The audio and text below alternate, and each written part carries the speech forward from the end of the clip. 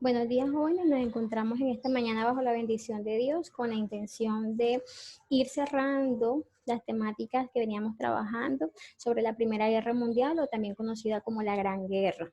Dentro de estas temáticas, pues tuvimos en cuenta las causas, el desarrollo de la guerra, los países involucrados y pues la influencia que todo ello había generado a nivel de interno de estas naciones, ¿cierto?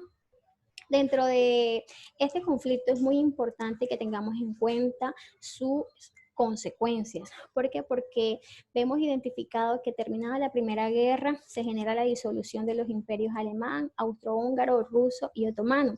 Se preguntarán por qué menciono el ruso dentro de aquellos imperios que fueron derrotados al finalizar la Primera Guerra Mundial. Recordemos que el imperio ruso termina también con la muerte del zar Nicolás II y con ello pues la monarquía. Entonces ya Rusia entra a un proceso de administración diferente con influencia de lo que sería la Unión de Repúblicas Socialistas Soviéticas y su ideal comunista.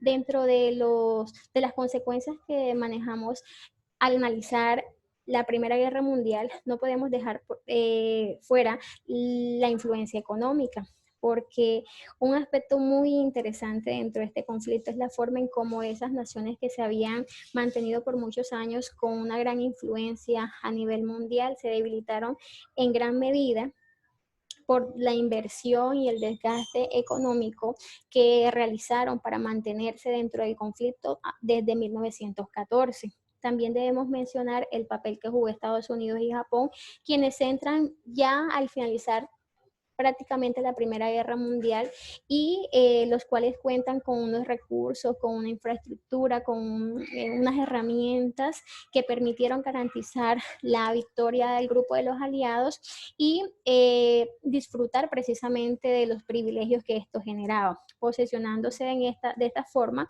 como grandes potencias a nivel mundial, mucho más que las naciones europeas que habían participado directamente o desde los inicios de la guerra.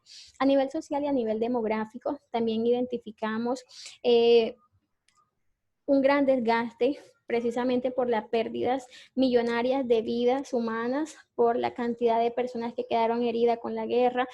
Hacemos mención también de aquellas que no pudieron continuar con una vida normal por los traumas generados en el mismo conflicto. También vemos identificado en este proceso los territorios, hubo sociedades, comunidades que quedaron totalmente transformadas precisamente a nivel demográfico por el hecho de que muchos de estos territorios, los hombres participaron del conflicto y en términos generales quedaron conformados por mujeres, por niños y por ancianos. Entonces, demográficamente, eso también iba a influenciar el crecimiento de los diferentes territorios a nivel de natalidad, pero también el hecho de que muchos hayan tenido que trasladarse a otros lugares para poder garantizar una buena calidad de vida o la preservación de las mismas. En este momento, pues los invito a observar claramente estos dos mapas. Un mapa, el mapa de la izquierda, es aquel que hace parte de Europa antes de la Primera Guerra Mundial y el de la derecha, Europa después de la Segunda Guerra Mundial.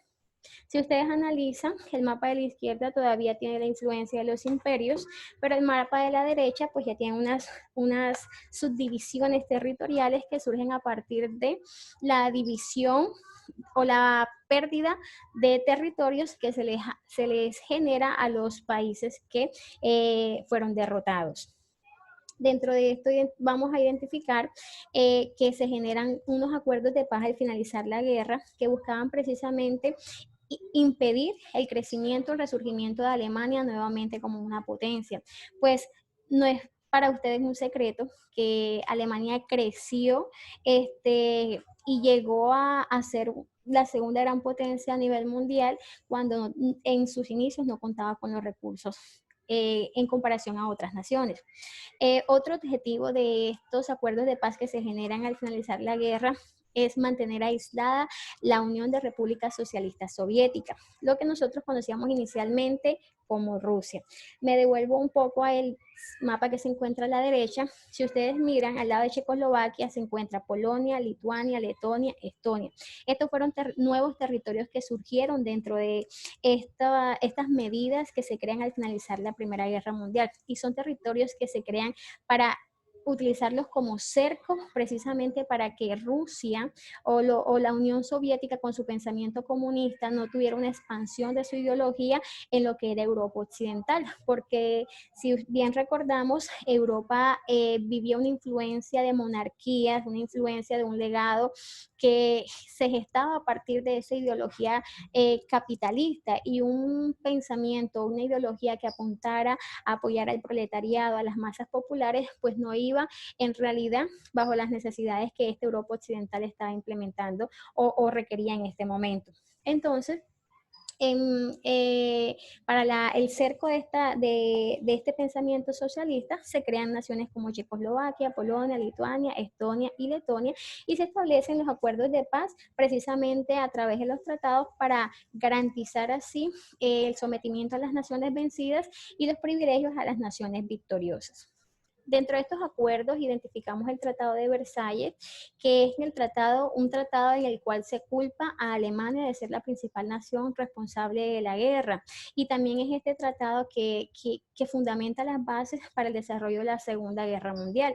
En este tratado a Alemania se le redujo su ejército, se le redujo su territorio, se le quitaron las posesiones coloniales que tenía. Entonces esto iba a despertar más adelante un sentimiento nacionalista, un sentimiento de patriotismo que iba a ser un detonante para el desarrollo de otro gran conflicto bélico. El Tratado de Saint-Germain es un tratado que apunta directamente al Imperio Austrohúngaro. Este es el tratado en el que Austria-Hungría queda fragmentada a Austria, Hungría, y surge de ese mismo territorio uno nuevo que es Checoslovaquia. Ellos tuvieron en ese momento que ceder territorios a Yugoslavia, a Polonia y a Rumania. El Tratado de Trianon es un tratado que apunta directamente a Hungría. Hungría, aparte de ceder sus territorios, como lo hemos mencionado en el tratado anterior, a las naciones antes mencionadas, también tuvo que ceder territorios a Italia y a Rumania. Y el Tratado de Sèvres, que es un tratado que apuntaba a Bulgaria, donde perdía su acceso al mar Egeo, y este era pues brindado o cedido a lo que era Grecia. Dentro de estos acuerdos de paz del final de la Primera Guerra, también se genera algo muy interesante y muy diciente para la sociedad, y es la creación de la Sociedad de Naciones o Liga de Naciones, que se creaba o se implementaba con el fin de evitar estos nuevos conflictos. Más adelante vamos a identificar que no fue tan factible su funcionamiento, porque de ellos no hicieron parte como debía ser, por decirlo así, Rusia, Alemania e incluso Estados Unidos. Terminando esta profundización, pues tenemos dos interrogantes que nos permitirían a nosotros reforzar lo comprendido dentro de este proceso de fin de la Primera Guerra Mundial, y es ¿por qué los países occidentales estaban tan interesados en bloquear la influencia de la URSS? ¿Y por qué las medidas establecidas, si estás de acuerdo con las medidas establecidas en los acuerdos o tratados de la posguerra? ¿Por qué estos dos interrogantes? Jóvenes, porque fueron medidas o fueron acciones que se tomaron y que de alguna otra forma también nos iban a generar otras consecuencias que vamos a observar en el desenlace de otros sucesos o de otros eventos que también marcaron la sociedad. Entonces, jóvenes, espero que haya sido de mucho provecho este espacio, que puedan revisar este material y que les permita profundizar las temáticas trabajadas en clase. Que tengan excelente día. Muchas gracias.